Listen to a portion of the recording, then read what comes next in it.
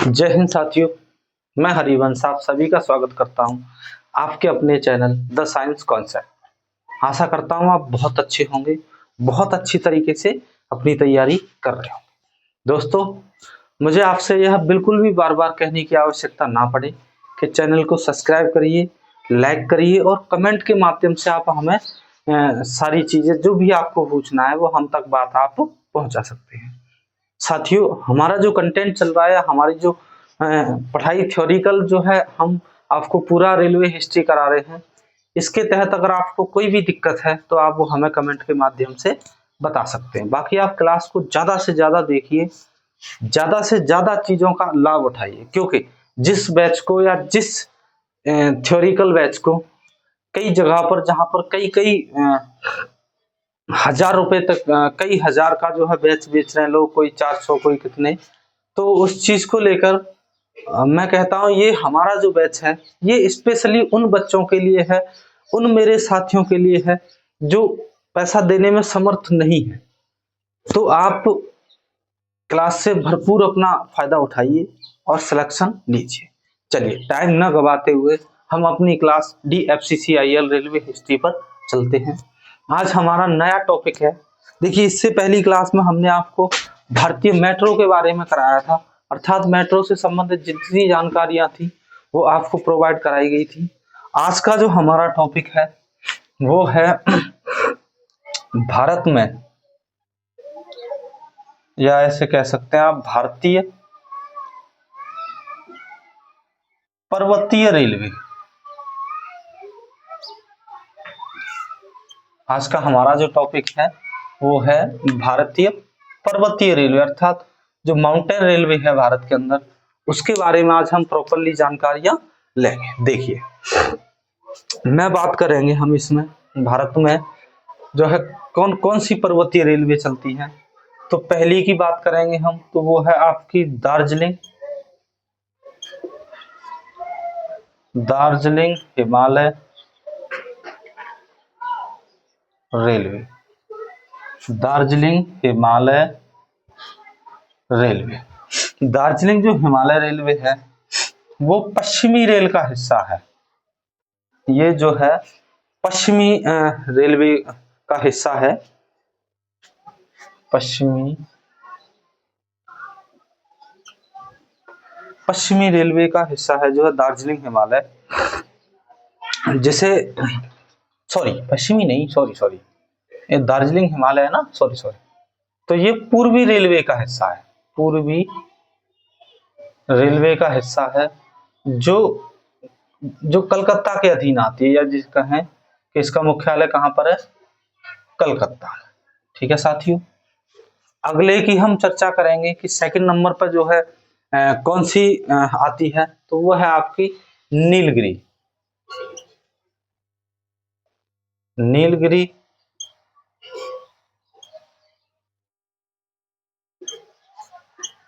पर्वतीय रेलवे। देखिए, नीलगिरी जो पर्वतीय रेलवे है ये साउथ में है। नीलगिरी पर्वत पर, जो नीलगिरी पर्वत का विस्तार है वो ज्यादातर तमिलनाडु और केरल वाले क्षेत्र में है। अर्थात हम इसकी बात करें तो ये दक्षिण रेलवे के अंदर आती है। ये किस में आएगी, दक्षिण रेलवे। और आपको पता होना चाहिए दक्षिण रेलवे का मुख्यालय कहां पर है, तो वो चेन्नई में है। चेन्नई मतलब तमिलनाडु। ठीक है भाई। तीसरे नंबर पे हम किस रेलवे की बात करेंगे, तो वो आएगी आपकी कालका शिमला रेलवे। अगली कौन सी है, कालका शिमला। देखिए, कालका जो शिमला रेलवे है ये एक पर्वतीय रेलवे है जो हिमाचल प्रदेश में जिसका विस्तार है, और ये एक ऐसी रेलवे है, टूरिज्म रेलवे है। ये सारी ही बर्फीले मैदानों में होकर जो है ट्रेन जाती है, अर्थात इनमें देखने के लिए बहुत ही बेहतरीन जो है लोग यहाँ पर घूमने जाते हैं। और ये कहाँ पर आती है, तो ये हिमाचल में। अगली हम बात करेंगे चौथे नंबर पर, वो है आपकी कोंकण रेलवे। कोंकण रेलवे, देखिए कोंकण रेलवे है, ये भी दक्षिण भारत की है। मैं बात करूं तो ये पश्चिमी घाट, ये कहां पर है,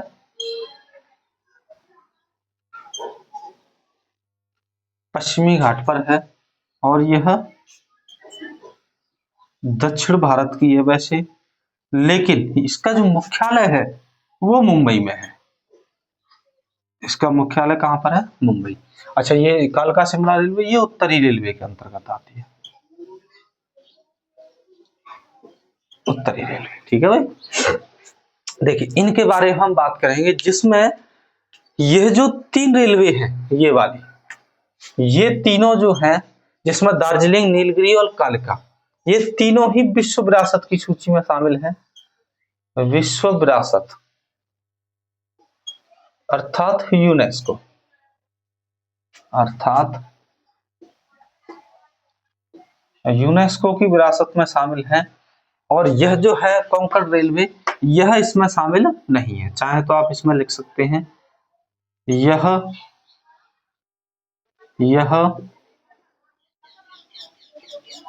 यूनेस्को की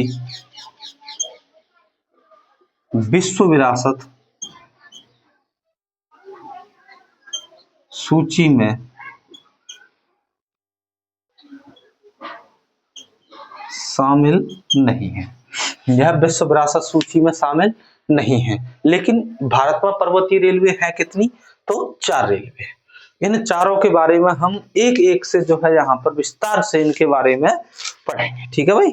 चलिए तो मैं पहली डाल लेता हूं, फिर मैं ये रफ कर रहा हूं, आप इसको उतार लेना। और पहली पढ़ेंगे हम दार्जिलिंग हिमालय रेलवे के बारे में। देखिए ये जो पर्वतीय रेलवे है ये बनाई ही इसलिए गई है ताकि जो है इनमें टूरिज्म का बढ़ावा दिया जा सके। तो पहली हेडिंग डालते हैं हम दार्जिलिंग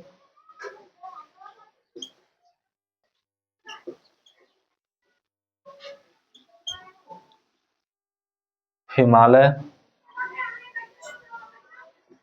रेलवे।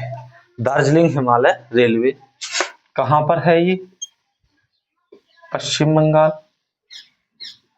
इसका जो मुख्यालय है वो वैसे ओवरऑल तो आप पश्चिम बंगाल लिख सकते हैं, लेकिन और भी छोटी जगह है, वो है कुर्सेओंग।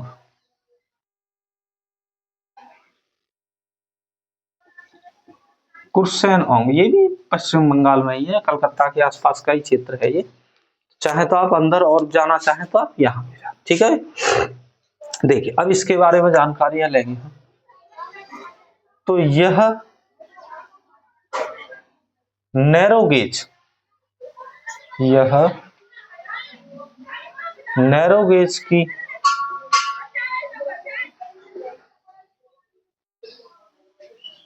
रेलवे लाइन है। देखिए मैंने बताया नैरो गेज भी दो प्रकार की होती है। एक होती है 610 mm चौड़ाई होती है दो पटरियों की, एक होती है 762 mm की। ये कौन सी वाली है? 610 mm की नैरो है, 610 mm की नैरो गेज। ठीक है भाई, अर्थात ये नैरो गेज वाली। इसके बारे में अगर आप और बताऊं मैं, तो मैं कहूंगा कि यह जो कलकत्ता के अंदर मैंने बताया था आपको कि घोड़ों से चलने वाली जो बनाई गई थी, उसी का विस्तार आगे इसमें किया गया था। ठीक है भाई। चलिए इसको प्रारंभ की चर्चा करें। ये प्रारंभ कब की गई? तो साथियों इसका प्रारंभ हुआ था 1879 से लेकर 1880। सॉरी, कब तक कंप्लीट हो गई थी? ये 1880 में, यानी यहां तक ये इसके मध्य चलकर कंप्लीट हो गई थी। इसकी पहली जो यात्रा हुई थी वो हुई थी आपकी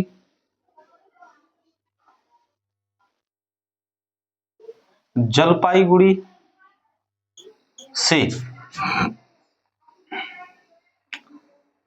कुर्सेओंग तक। चाहो तो आप कुर्सेओंग यही बात। ठीक है, कुर्सेओंग तक इसने जो अपनी पहली यात्रा की थी 1881 में इसका विस्तार कहां तक? दार्जिलिंग। दार्जिलिंग तक किया गया था। भाई इसका दार्जिलिंग तक विस्तार कब किया गया था? 1880 में किया गया था। ये वही ट्रॉम्बे थी जो घोड़ों द्वारा खींची जाती, उसी का विस्तार करके आगे जो है इसको किसमें बदल लिया था। ठीक, आगे इसकी निर्माण में जो है मुख्य भूमिका थी, अर्थात इस ट्रेन के निर्माण में मुख्य भूमिका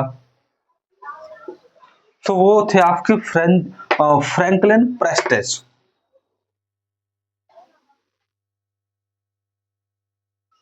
फ्रैंकलिन प्रेस्टिज, इन्होंने इसके निर्माण में जो है मुख्य भूमिका निभाई थी। यह कुल दूरी 88 अर्थात 88 किलोमीटर दूरी तय करती है। इसमें 17 स्टेशन, कितने स्टेशन आते हैं इसमें? 17 स्टेशन आते हैं। इसी में इसका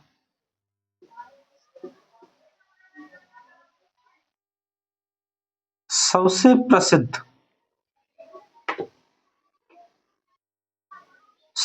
प्रसिद्ध रेलवे स्टेशन वो है आपका धूम। क्या है भाई? धूम रेलवे स्टेशन। धूम रेलवे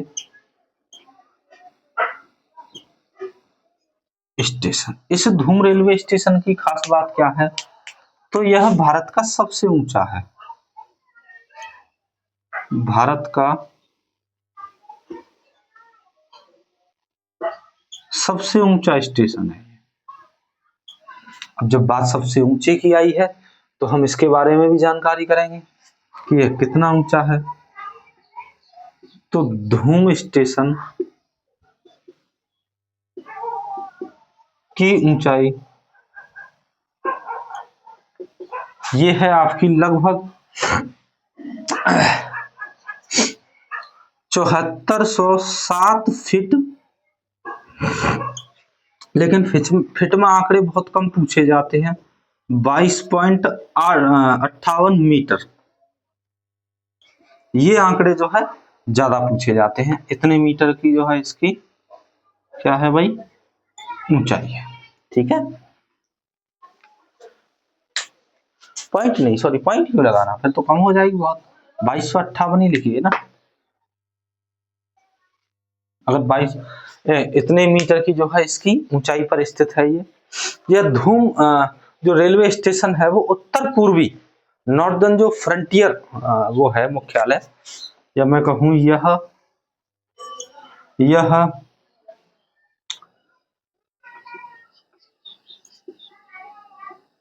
उत्तर पूर्वी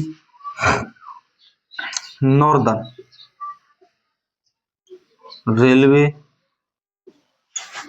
फ्रंटियर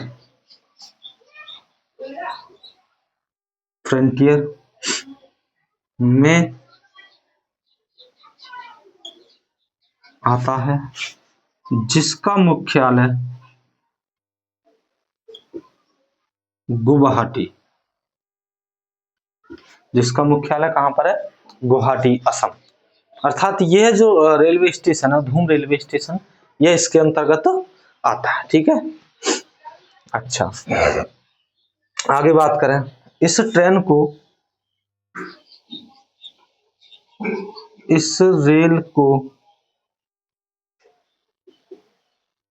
ताप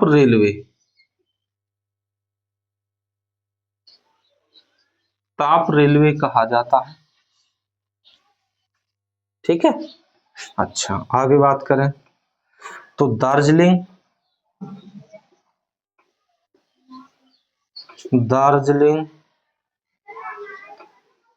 हिमालय रेलवे को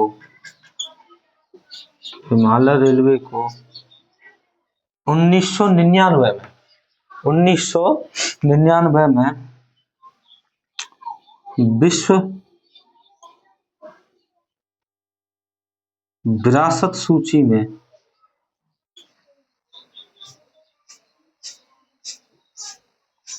शामिल किया गया था। इसे विश्व विरासत सूची में शामिल कब किया गया था? तो 1999 में। ये पॉइंट आपको विशेष रूप से ध्यान रखना है। देखिए क्या है, चलिए सुनिए।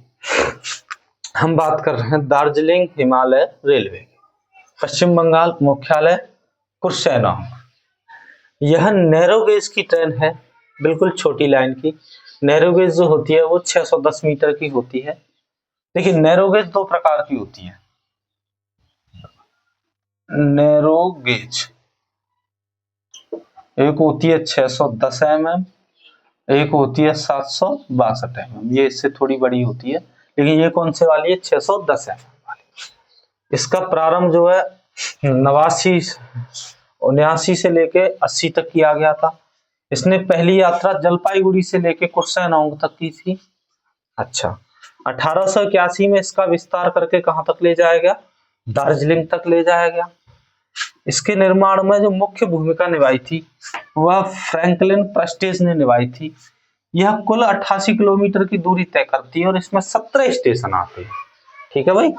इसका प्रसिद्ध रेलवे स्टेशन जो है वो धूम रेलवे स्टेशन है, जो कि भारत का सबसे ऊंचा रेलवे स्टेशन भी है। बहुत ज्यादा बार पूछे जाने वाला क्वेश्चन है। ये क्वेश्चन जो है CBT 1 में भी पूछा गया था। धूम रेलवे स्टेशन है जो इसकी ऊंचाई है वो 7407 फीट या 2258 मीटर ऊंचाई है इसकी। ठीक है। यह रेलवे स्टेशन उत्तर पूर्वी नॉर्दर्न रेलवे फ्रंटियर के अंतर्गत आता है, जिसका मुख्यालय गुवाहाटी है। अच्छा, इस रेलवे को ताप रेलवे कहा जाता है, ये भी आपसे पूछा जा सकता है। दार्जिलिंग हिमालय रेलवे को 1999 में विश्व विरासत सूची में शामिल किया गया। ये किस रेलवे की बातें थी? तो दार्जिलिंग हिमालय रेलवे जो है उससे संबंधित ये बातें थी। इसमें इससे ज्यादा आपको कहीं से भी क्वेश्चन देखने को नहीं मिलेगा। आप ये साथ साथ उतारते चलिए। चाहे आप एक काम क्या करिए, मैं साइड में इसीलिए होता हूं ताकि आप इसका स्क्रीनशॉट ले सकें और बाद में अपने आराम से बढ़िया बेहतरीन हैंड रिटन में नोट्स बना सकें। ठीक है भाई, ये इसकी बात जानकारी है। अब हम आगे चलते हैं। ये मैं रफ कर रहा हूं और अगली हेडिंग डालेंगे हम। अगली जो हमारी रेलवे है उस पर अगली कौन सी रेलवे के बारे में चर्चा करेंगे साथियों, तो उसके बारे में हम बात कर लेते हैं। तो सेकंड नंबर पर मैंने हेडिंग डलवाई थी आपकी कौन सी? नीलगिरी रेलवे। कौन सी रेलवे? नीलगिरी पर्वतीय रेलवे। चलो, दूसरे नंबर पर है आपकी नीलगिरी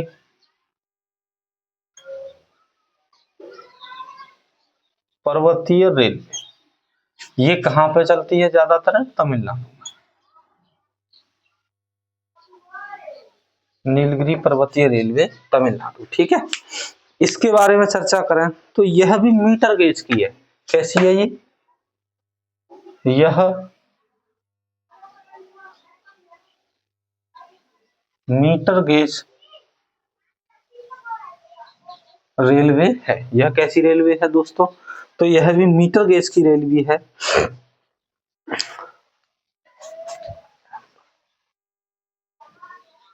देखिए आगे,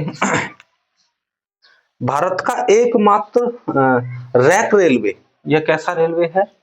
तो भारत का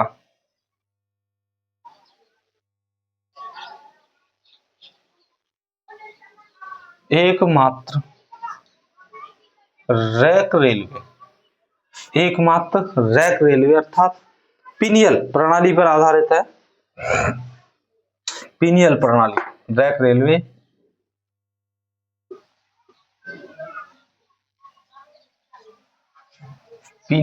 सॉरी ये तो गलत लिख गया भाई। पिनियल प्रणाली पर आधारित रेलवे। पिनियल प्रणाली क्या होती है?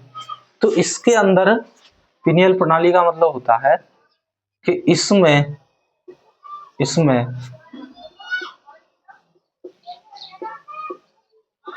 दोनों पहियों के मध्य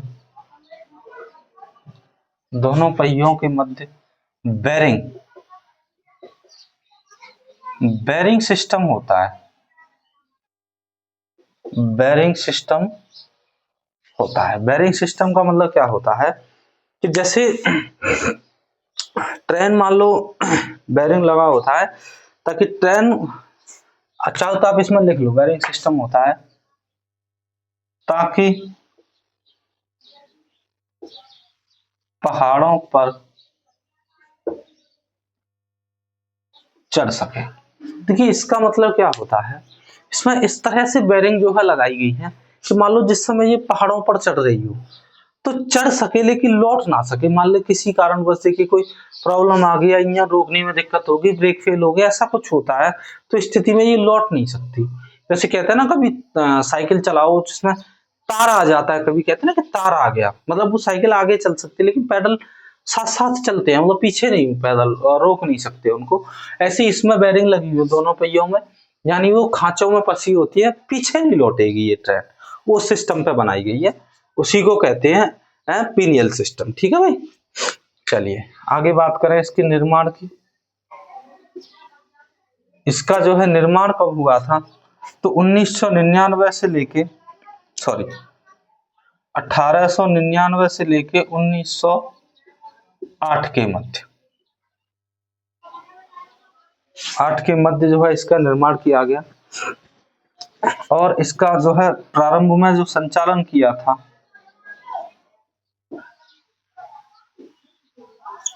वो किया था आपका मद्रास रेलवे कंपनी ने।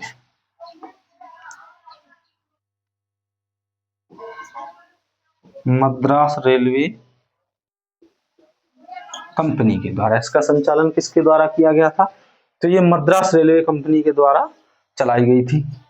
यह विस्तार की चर्चा करें हम, भाई कितने कितनी दूरी तय की इसने, तो यह आपकी उड़कमंडम पंचमढ़ी से मेलूपट्टनम से, दोनों ही जगह तमिलनाडु में है, मेलूपट्टनम से उटकमंडम, ये उटकमंडम कुछ और नहीं पंचमढ़ी ही जगह है, पंचमढ़ी तक यह टोटल 46 किलोमीटर की दूरी तय करती है। जो आपने सुना होगा ना तमिलनाडु में एक पंचमढ़ी स्थान है, बहुत ही सुंदर बेहतरीन देखने की जगह है, उसे उड़कमंडम भी कहते हैं। यहाँ तक जो है ये रेलवे मेलूपट्टनम से चलती है और यह भी एक टूरिज्म रेलवे है। ये कैसी रेलवे है, ये टूरिज्म।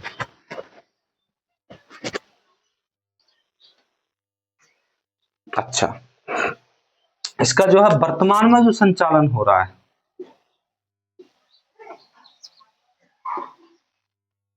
वर्तमान में संचालन ये आपका दक्षिणी जोन के अंतर्गत आती है।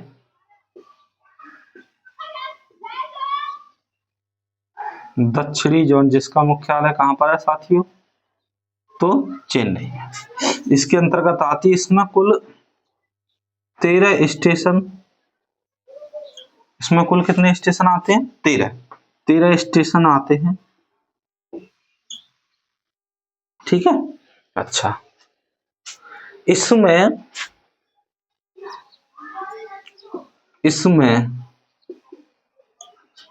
भाप और डीजल दोनों प्रकार के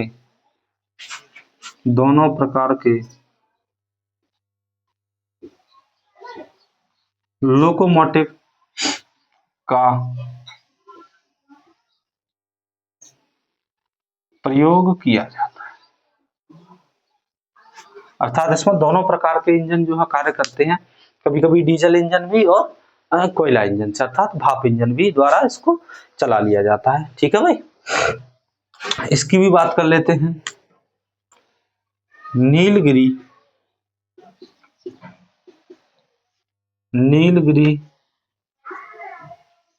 पर्वतीय रेलवे को 2005 में विश्व विरासत सूची में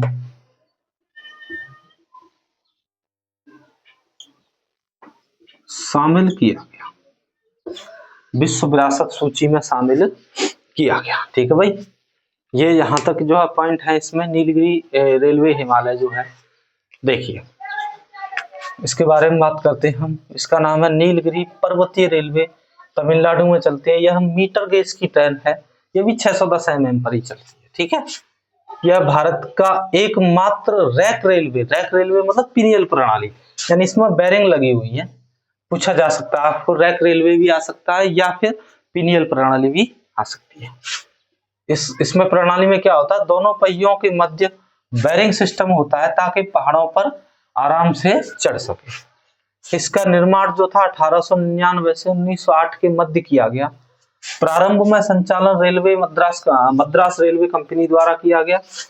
इसका विस्तार जो है वो मेलूपट्टनम से लेके ओटकमंडम पंचमढ़ी तक 40 किलोमीटर की दूरी तय करती है। ये वर्तमान में जो इसका संचालन है वो दक्षिणी जोन द्वारा किया जा रहा है, जिसका मुख्यालय चेन्नई में है। इसमें टोटल ओवरऑल 13 स्टेशन आते हैं। 13 स्टेशन जो है वैसे स्टेशन अर्थात घूमने वाले टूरिज्म स्टेशन है। इसमें भाप और डीजल दोनों प्रकार के लोकोमोटिव अर्थात इंजन का प्रयोग किया जाता है। नीलगिरी पर्वतीय जो रेलवे है उसे 2005 में विश्व विरासत की सूची में शामिल किया गया था। अगर यहाँ तक किसी को कोई दिक्कत नहीं है तो आप इसको भी साथ साथ उतारते चलिए। मैं तो कहूंगा स्क्रीनशॉट लेने का भी झंझट बिल्कुल ना रखना, आप साथ साथ अपने नोट्स बनाते हुए चलना, क्योंकि जो आपके साथ साथ नोट्स बनेंगी वही बेहतरीन होंगी, आपकी हैंडराइटिंग में होंगे और आपको बहुत आराम से पेपर देने जाते समय आप इनको जो है अपना रिवीजन के तौर पर कर पाएंगे। ठीक है, चलिए आगे चर्चा कर लेते हैं। अगली है आपकी, अगली हेडिंग डालेंगे हम तीसरे नंबर की,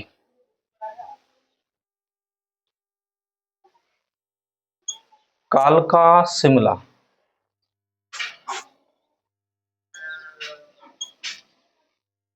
पर्वतीय रेलवे। कालका शिमला पर्वतीय रेलवे, देखिए इसे क्या कहा जाता है, हिमाचली रेलवे, या ये कहें हम ये किस राज्य में इसका विस्तार जो है, हिमाचल में। ठीक है भाई, इसके अगर हम निर्माण की बात करें, देखिए इसका जो निर्माण है वो 1901 से लेकर 1903 तक हुआ, और संचालन की चर्चा कर लें तो 1903 में संचालन कब किया गया, 1903 में किया गया था। ठीक है भाई, विस्तार कहां से कहां तक जाती है ये, और ये भी कैसी है, नैरो गेज। ये कैसी है भाई, तो नैरो गेज लाइन है, परंतु कौन सा नैरो है, 762 mm वाला नैरो। कौन सा है ये, तो 762 जो होती है mm वह नैरो गेज है ये। ठीक है भाई, इसके विस्तार की बात कर लेते हैं हम। इसका विस्तार है कालका से शिमला, कालका से शिमला तक जाती है ये। टोटल 96.6 किलोमीटर की दूरी तय करती है। कुल 18 स्टेशन आते हैं इसमें, कुल 18 स्टेशन आते हैं। कुल कितने स्टेशन पड़ते हैं इसमें साथियों, तो कुल 18 स्टेशन जो है इसके मध्य में आते हैं। ठीक है भाई, अच्छा इसके अगर हम मुख्यालय की भी बात कर लें, इसका मुख्यालय कहां पर है, तो इसका मुख्यालय है शिमला में, शिमला। ठीक है, मुख्यालय कहां पर है, शिमला। उद्घाटन कब किया गया था इसका, उद्घाटन या किसने किया था, तो इसका उद्घाटन जो किया था वो वायसराय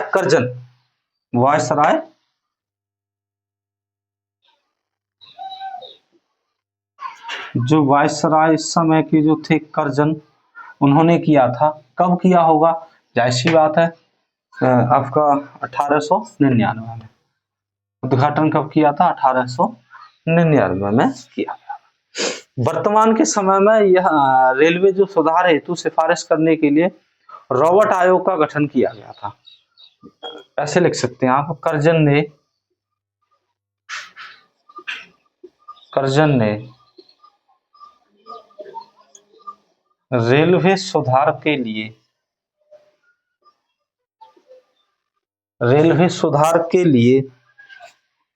या रेलवे के सुधार हेतु सिफारिश करने के लिए, या रेलवे सुधार के लिए, डायरेक्ट लिख लीजिए, रेलवे सुधार के लिए आपका रॉबर्टसन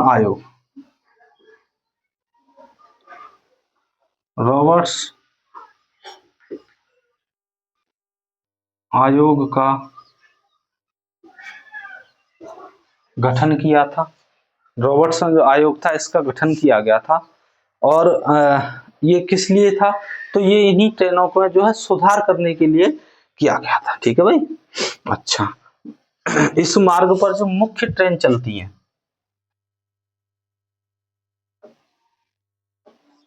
इस मार्ग पर मुख्य ट्रेन कौन कौन सी चलती हैं? तो देखिए, पहली हम लिखें Shivalik express,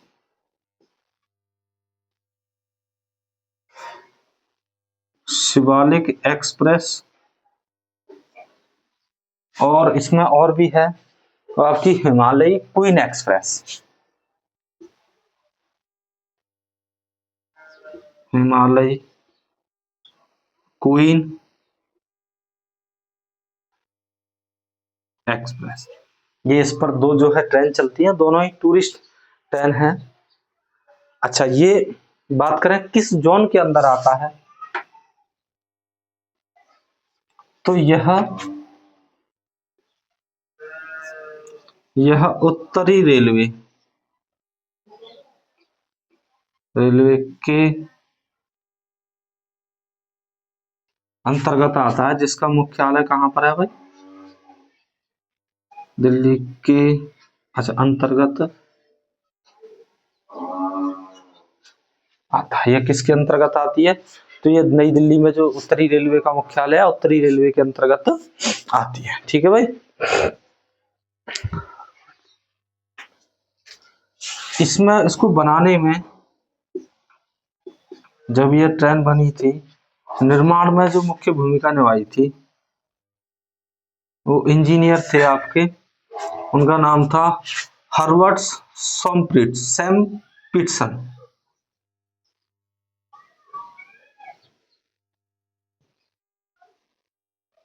Herbert सैमपिटसन,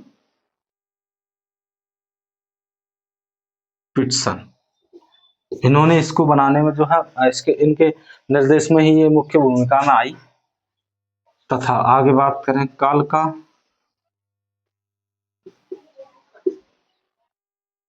Shimla railway को 1900, कालका शिमला रेलवे को तुम्हारा 2008 में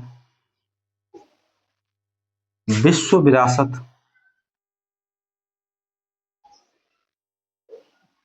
सूची में शामिल किया गया। अब देखिए, विश्व विरासत सूची में कितनी ट्रेनें शामिल हैं? तो एक तो होगी आपकी कालका शिमला, या मैं ऐसे कहूं, चलो शुरुआत से लिख दें तीनों को ही। पहली है आपकी दार्जिलिंग हिमालय रेलवे, से कब किया गया था? 1999 में। उसके बाद थी आपकी नीलगिरी पर्वतीय रेलवे, इसको कब किया था? 2005 में। और बाकी कौन सी है आपकी? कालका शिमला रेलवे इससे 2008 में। इन तीनों को जो है, ये भारतीय तीनों ट्रेनें हैं जिनको विश्व विरासत सूची में शामिल किया गया है। चलिए इसका भी रिवीजन करते हैं। देखिए बात कर रहे हैं हम कालका शिमला पर्वतीय रेलवे, जो हिमाचल के अंतर्गत आती है। यह भी नैरो गेज की लाइन है, लेकिन 762 mm पर चलती है। इसका निर्माण जो था 1901 से 1903 तक किया गया था। संचालन 1903 में किया। विस्तार की बात करें तो कालका से लेकर शिमला तक 96 किलोमीटर लगभग जाती है और 18 स्टेशन इसमें पड़ते हैं। इसका जो मुख्यालय है वो शिमला में है। उद्घाटन वायसराय करजन के लिए किया गया था, या करजन ने किया था 1899 में। ठीक है भाई, आगे देखिए, करजन ने रेलवे सुधार के लिए एक आयोग बनाया था, रॉबर्टसन आयोग। ये आप विशेष ध्यान रखें, ये क्वेश्चन आपको पूछा जा सकता है। ये रेलवे में सुधार के लिए बनाया गया था। इस मार्ग पर मुख्य 2 ट्रेनें चलती हैं, शिवालिक एक्सप्रेस और हिमालय क्वीन एक्सप्रेस। ठीक है, यह उत्तरी रेलवे के अंतर्गत आता है, जिसका मुख्यालय दिल्ली में है। इसके निर्माण में इंजीनियर हर्बर्ट सैमपिटसन ने जो है मुख्य भूमिका निभाई थी। कालका शिमला रेलवे को 2008 में विश्व विरासत सूची में शामिल किया गया था। ठीक है, और भी 2 ट्रेनें हैं जो विश्व विरासत सूची में शामिल है, मैं ये पढ़ा चुका हूँ। पहली है दार्जिलिंग हिमालय रेलवे, जिसे 1999 में किया गया था। अगली है नीलगिरी पर्वतीय रेलवे, जिसे 2005 में, और कालका शिमला रेलवे जिसे 2008 में। ये आपको विशेष ध्यान रखना है। आप इनको डेट तो आपको इनकी ये याद रखनी है, दार्जिलिंग यानी विश्व विरासत वाली, इसके आधार पर आपको इसकी निर्माण वगैरह डेट सब कुछ याद आ जाएंगी। ठीक है साथियों, ये आपकी तीसरे नंबर की भी कंप्लीट हुई। अब हम चलेंगे जो है इसके बाद है अगली रेल है जो है आपकी, उस पर चलते हैं हम। वो कौन सी है तो देखिए, बहुत ही महत्वपूर्ण फैक्ट्स। अच्छा देखिए, किसी क्लास में मुझे ऐसा नहीं था किस क्लास में, लेकिन एक मिस्टेक हुई है। किसी क्लास में मैंने आपको लिखाया गया था कि जो रेलवे के डिब्बे होते हैं उनमें जो अंदर लाइट सिस्टम होता है जिसमें आप फोन चार्ज वगैरह करते हैं, वो 110 DC वोल्ट पर काम करता है। मैंने AC लिखा दिया, शायद जल्दी में वो मिस्टेक होगी, उसके लिए सॉरी। आप उसको ठीक कर लेना, उसको आप 110 वोल्टेज DC पे कर देना आप। ठीक है, चलिए अगली हेडिंग डालते हैं हम, कोंकण रेलवे। 4 नंबर पर किसको पढ़ेंगे? कोंकण पर्वतीय रेलवे।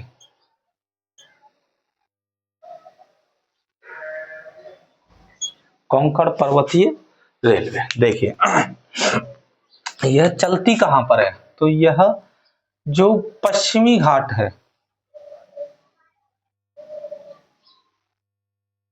पश्चिमी घाट पर चलती है। इसका विस्तार जो है कहां तक है? पश्चिमी घाट पर है। ठीक है, और बात करें तो यह भारत की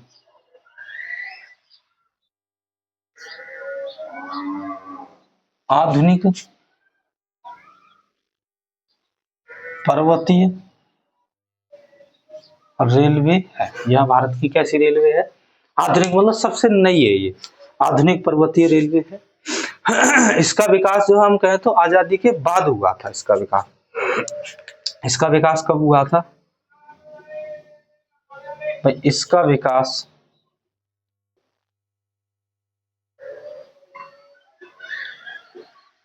आजादी के बाद हुआ। विकास में जो मुख्य भूमिका थी वो मेट्रोमैन ई श्रीधरन की थी। मेट्रोमैन जो ई श्रीधरन है उसकी इसमें मुख्य भूमिका थी। मैं थोड़ा सा इंक डाल लूं, तब तक आप ये नोट करते चलिए साथ साथ। इसमें इसको बनाने में जो मुख्य भूमिका निभाई थी वो सिविल इंजीनियर ई श्रीधरन ने निभाई थी। ई श्रीधरन कहाँ के रहने वाले थे ये आप बताएंगे कि ई श्रीधरन कहाँ के रहने वाले थे? मैं क्लास में करा चुका हूँ, बिना आप जो है सर्च किए हुए बताएंगे कि यह कहाँ के रहने वाले थे। ये कमेंट के माध्यम से आप बताना, और कोई भी गूगल सर्च नहीं करेगा, वैसे ही बताना आपको, क्योंकि ये मैं आपको बता चुका हूँ अभी। पिछली क्लास में बताया था। ठीक है, चलिए अच्छा आगे बात करें। ये पश्चिमी घाट की रेलवे, इसे सह्याद्री रेलवे भी कहा जाता है, क्योंकि पश्चिमी घाट को जो जो नाम दिया जाएगा वो सब भी इसका ही नाम होगा। ठीक है, चलिए यह प्रारंभ कब हुई थी? तो इसे प्रारंभ किया गया था 1998 से। 1998 से प्रारंभ किया गया था, जो रोहा महाराष्ट्र से टोंकुर मैंगलोर, रोहा महाराष्ट्र से टोंकुर, टोंकुर बेंगलोर,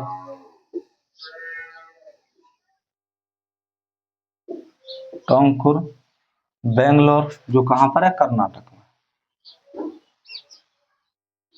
तक जो है पहली बार चला है। आप सिर्फ इतना भी याद रख लोगे कि ये कहां तक चली थी, महाराष्ट्र से बेंगलोर तक, कर्नाटक तक चली थी, तब भी आपका काम चल जाएगा, क्योंकि इतने अंदर से नहीं पूछा जाएगा, लेकिन हमें आपको लिखाना होता है भाई, क्या पता कहां से पूछ ले वो चीज है। ठीक है, अच्छा दूरी की बात करें तो इसने जो है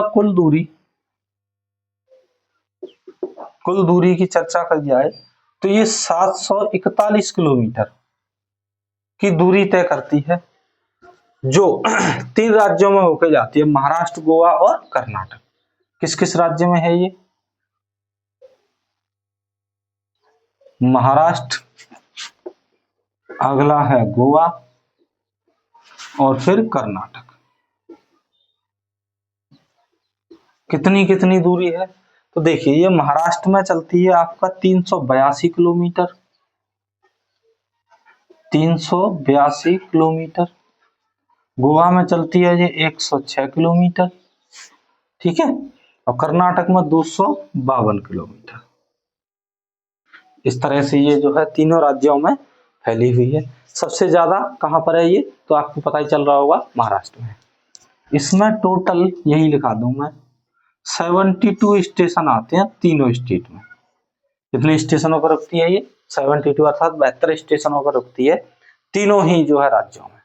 महाराष्ट्र और गोवा के तटीय क्षेत्र को जो है क्या कहा जाता है? इसी के नाम पर तो पड़ी है। देखिए महाराष्ट्र और गोवा के तटीय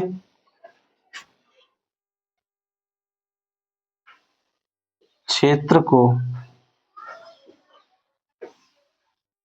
कोंकण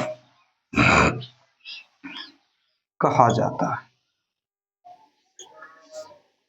इसी के नाम पर जो है इस रेलवे का नाम क्या रख दिया गया? कोंकण रेलवे। 1990 में कोंकण रेल कॉरपोरेशन लिमिटेड, या ऐसे बात करें कि इसका जो निर्माण किया गया था, या इसको जो निर्माण में जो भूमिका निभाई थी, वो 1990 में 1990 में Konkan rail corporation limited,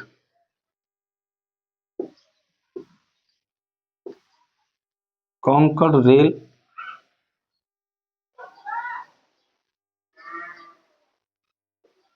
corporation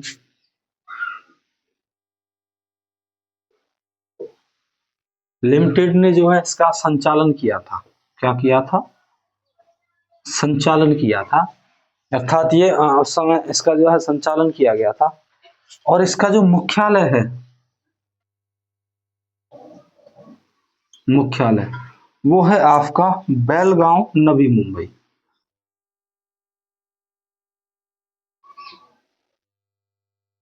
Navi Mumbai इसका मुख्यालय कहां पर है? बेलगांव, नवी मुंबई में इसका मुख्यालय है। अच्छा ये इसकी बात करें तो यह एक मतलब ऐसे कहा जाए कि यह रेलवे मंत्रालय के अधीन सहकारी संस्था है।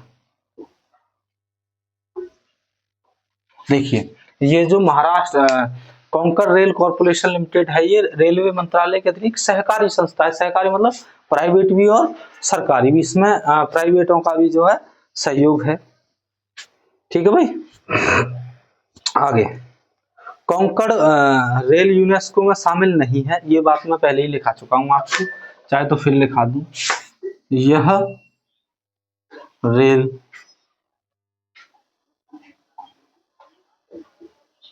यूनेस्को में शामिल नहीं है, यह रेल यूनेस्को में शामिल नहीं है। चलिए आगे, या और भी बात करें तो देखिए, इसका वैसे विकास 2 चरणों में हुआ। प्रथम चरण में जो है 2014 में बना, दूसरा चरण जो है 2019 में बना। चाहे तो आप लिख लीजिए, नहीं तो रहने दीजिए। चलो लिखाई दूं, निर्माण के 2 चरण, यानी हालांकि निर्माण इसी में हो गया था, लेकिन विकास, या चाहे तो आप यहाँ विकास लिख सकते हैं, निर्माण मत लिखिए, विकास लिखिए। विकास के 2 चरण। तो देखिए, जो प्रथम चरण था उस समय इसका विकास सबसे ज्यादा 2014 में किया गया, और द्वितीय चरण का जो विकास हुआ था वो 2019। ठीक है, इस तरह से इस रेल का जो है विकास किया गया। देखिए, विकास किस रूप में किया गया, तो 2014 में तो मोनो रेल के रूप में किया गया, छोटी रेल होती है, और इस समय रेल के रूप में किया गया था। ठीक है, मोनो रेल क्या होती है, हम इसके बाद वही चीज आपको बताएंगे, मोनो रेल क्या होती है। चलिए बात करते हैं कोंकण पर्वतीय रेलवे। यह पश्चिमी घाट या पश्चिमी सह्याद्री रेलवे कहा जाता है। यह भारत की आधुनिक पर्वतीय रेलवे, यानी सबसे नई। इसका विकास जो आजादी के बाद हुआ, इसमें मुख्य भूमिका ई श्रीधरन ने निभाई थी। इसको प्रारंभ जो है 1998 से रोहा महाराष्ट्र से टोंकर बेंगलोर कर्नाटक तक किया गया था। यह दूरी टोटल 741 3 राज्यों में चलती है, महाराष्ट्र, गोवा और कर्नाटक। किलोमीटर याद मत रखना, सिर्फ इतना याद रख लेना कि सबसे ज्यादा ये दूरी महाराष्ट्र में तय करती है। महाराष्ट्र और गोवा के तटीय क्षेत्र को कोंकण कहा जाता है, ये तो जियोग्राफी में आपने पढ़ा होगा। 1990 में कोंकण रेल कॉर्पोरेशन लिमिटेड द्वारा इसको संचालन किया गया था। इसका मुख्यालय है बेलगांव, नवी मुंबई। ठीक है भाई। अच्छा, यह रेलवे मंत्रालय के अधीन एक सहकारी संस्था है। ठीक है भाई, इसे रेलवे की यूनेस्को धरोहर में शामिल नहीं किया गया है। इसका विकास आगे चल के 2 चरणों में, 2014 में मोनो रेल के रूप में और 2019 में रेल कॉर्पोरेशन के रूप में। ठीक है, इस तरह से इसका विकास किया गया। अब हम इसी में बात करेंगे मोनो रेल क्या होती है। ये आप साथ साथ उतारते चले होंगे, बाकी आप अपना उतार लेना, चाहे आपको वीडियो रोक कर क्यों ना उतारना पड़े, लेकिन आप साथ साथ उतारते चलना। ठीक है भाई। चलिए आगे हम बात करेंगे, हेडिंग डालेंगे मोनो रेल। देखिए, मुंबई में आपने, अगर आप में से कोई गया होगा तो आपने देखा होगा मुंबई में चलती है मोनो रेल। मतलब होता है वो आबादी वाले ज्यादा क्षेत्र जिनमें ज्यादा आबादी होती है, वहां आबादी के लिए छोटी छोटी रेल चलाई जाती है, जिन्हें मोनो रेल कहते हैं। मोनो रेल, चलिए समझते हैं मोनो रेल क्या होती है। भारत की पहली मोनो रेल मुंबई में संचालन की गई थी। भारत की पहली रेल कहां चलाई, तो भारत की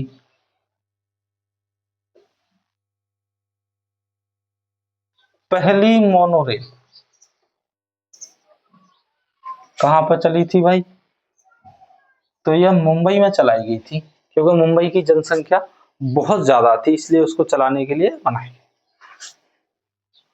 अच्छा, ये वर्तमान में भी संचालित है। वर्तमान में संचालित एकमात्र रेल, या एकमात्र मोनो रेल समझ लीजिएगा, यह वर्तमान में भी चलती है, सिर्फ मुंबई में ही है। इसकी जो घोषणा हुई थी वो हुई थी आपकी 2008 में। इसकी घोषणा कब की गई थी, घोषणा की गई थी 2008 में, तथा इससे प्रारंभ किया गया था 2014 में।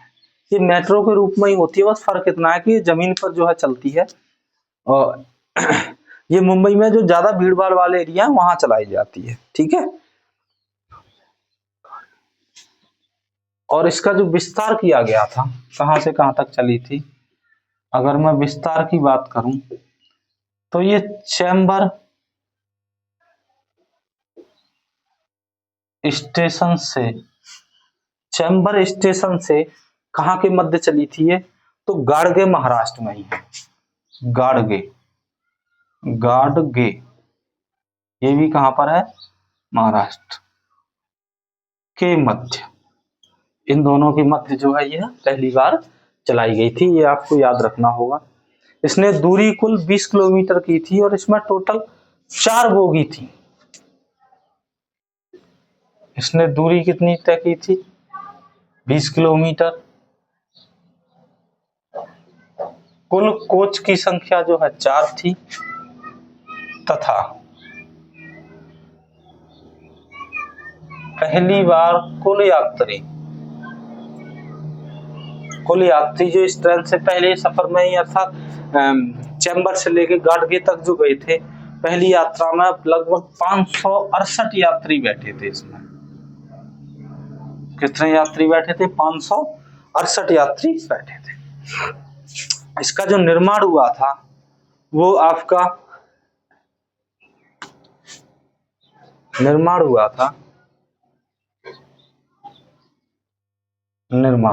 वो हुआ था L&T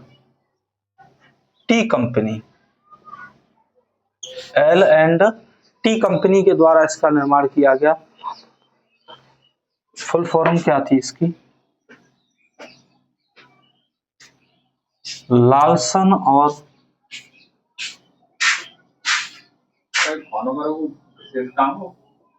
ना टर्बो कंपनी, इसके द्वारा जो है इसका संचालन किया गया था पहली बार। देखिए क्या थी ये मोनोरेल, तो भारत में पहली मोनोरेल मुंबई में चली, वर्तमान में भी संचालित है, एकमात्र मुंबई में ही ये चलती है। इसकी जो घोषणा हुई थी 2008 में, प्रारंभ 2014 में की गई। विस्तार मतलब पहली बार इसने कहां से कहां तक अपनी दूरी तय की, तो चैम्बर स्टेशन से लेके गाड़गे स्टेशन महाराष्ट्र में ही है दोनों, उनके मध्य इसको चलाया गया था। इसने कुल 20 किलोमीटर की दूरी तय की थी। कुल 4 डिब्बे थे इसमें कोच, और पहली बार में इसमें कुल यात्रियों की जो संख्या थी वो 568 लोगों ने इसमें यात्रा की थी। इसका निर्माण L&T कंपनी यानी लार्सन और टर्बो कंपनी के द्वारा किया गया था। ये कंपनी आप ध्यान रखना, यहाँ से आपको पूछा जा सकता है, ये कंपनी आपके बारे में ध्यान रखना है इसके बारे में। ठीक है, चलिए इसके बाद आगे चलते हैं। इसमें अगला एक पॉइंट और है, बाकी फिर आपकी ये खत्म हो जाएगी। देखिए अगली बात करते हैं हम आरपीएफ। आरपीएफ क्या है, रेलवे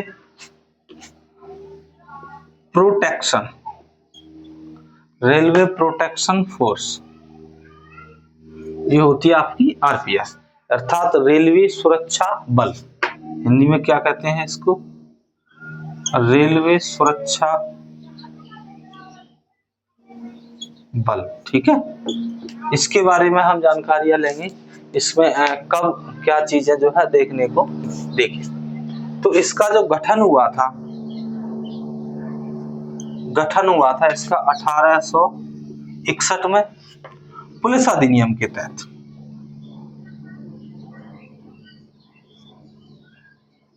पुलिस अधिनियम, ठीक है भाई। अच्छा आगे, आजादी के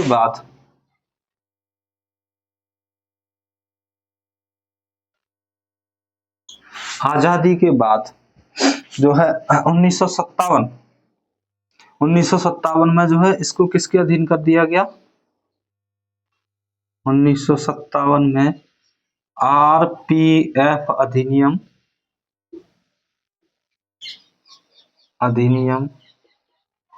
बनाया गया। ठीक है भाई, उससे पहले ये किस्म जो आती थी तो पुलिस अधिनियम के अंतर्गत आती थी, लेकिन बाद में इसको क्या बना दिया गया, आरपीएफ अधिनियम अलग से बना दिया गया। अच्छा, वर्तमान में इसे केंद्रीय सशस्त्र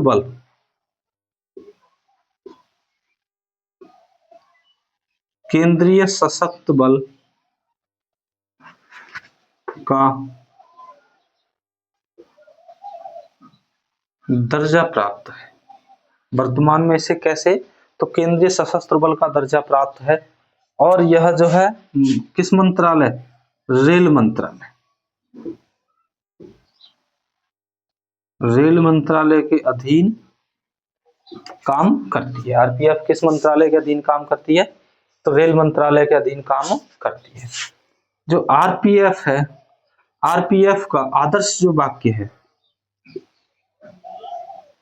आदर्श वाक्य वो क्या है, देखिए रेल पीएफ का आदर्श वाक्य है यशो लवश्य,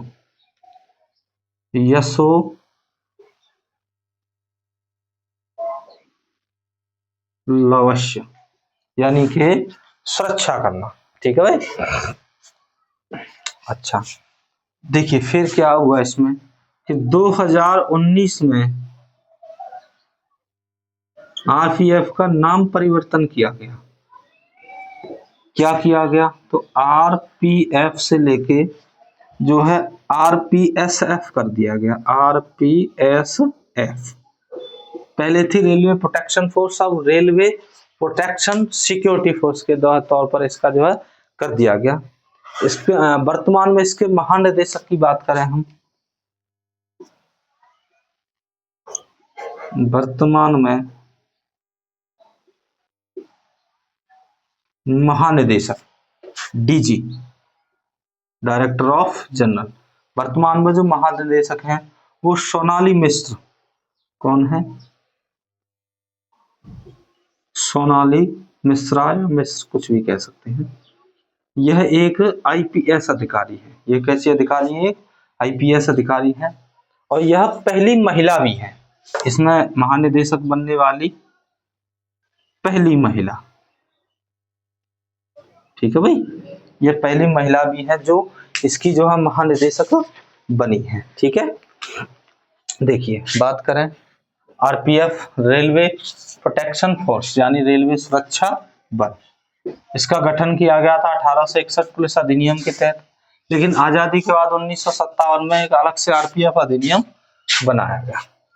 ठीक है, वर्तमान में यह केंद्रीय सशस्त्र बल का इसको दर्जा प्राप्त है, जो रेल मंत्रालय के अधीन जो है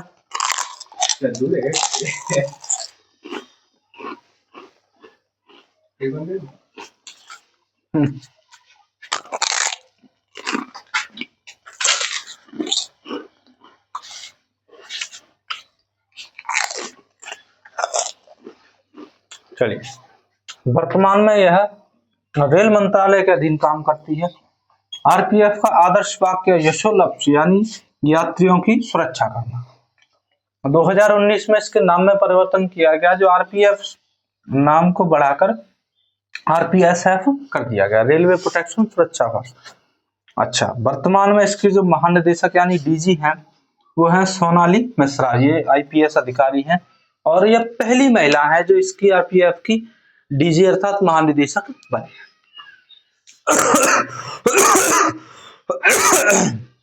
ये आपका कंप्लीट हुआ। ठीक है भाई, आगे ये हमारा टॉपिक, ये चैप्टर भी फिनिश होता है, भारत की पर्वतीय रेलवे। आगे अगले चैप्टर पर आगे चर्चा नेक्स्ट क्लास में करेंगे, जिसमें आपको रेलवे के जोन के बारे में बताया जाएगा, रेलवे में वर्तमान में कितने जोन हैं, कितने मंडल हैं, वो सब चीजों के बारे में जानकारी दी जाएगी। तब तक के लिए आप बेहतरीन रिवीजन व तैयारी करते रहिए। मिलेंगे नेक्स्ट क्लास में, तब तक के लिए जय हिंद, जय भारत।